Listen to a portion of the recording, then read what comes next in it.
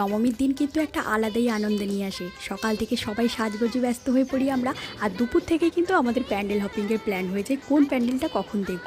ছোটোবেলায় মনে আছে প্যান্ডেলে ঘুরতে গিয়ে প্যান্ডেলের পাশে যে ওই ফুচকা চাউমিন দোকানগুলো দিত না, ওখান থেকে যে গন্ধগুলো আসতো না, সেই স্বাদটা না আজও ভোলা নাই।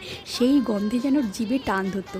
এখন তো সময় পাল্টেছে, প্যান্ডেলে গেলে আমাদের ছোট্ট হিয়া বারবার করে বলে কি, মা আজকে একটু আমি অন্যরকম কিছু খেতে চাই। তখন মনে হয় যে পুরনো দিনের চাইনিজ জায়গাতে গিয়ে আজকে একটু ফাস্ট ফুড খাই সবাই মিলে। তাই আজকে নবমীর সন্ধ্যায় বানাচ্ছি চিকেন শাওয়ারমা। এদিকে তো পুজোর ঠাকুর দেখা আলোর ঝলফলিতে তো পুরো শহর একদম অন্যরকম হয়ে গেছে।